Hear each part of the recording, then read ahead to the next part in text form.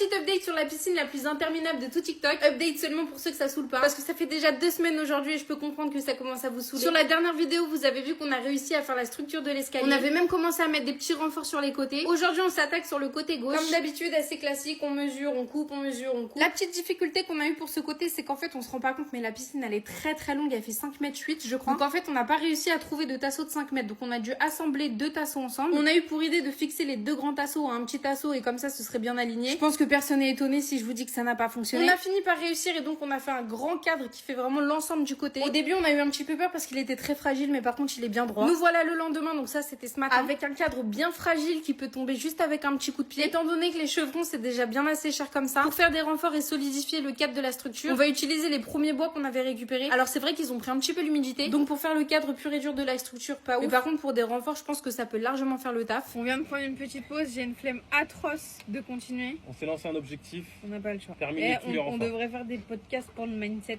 Tu crois?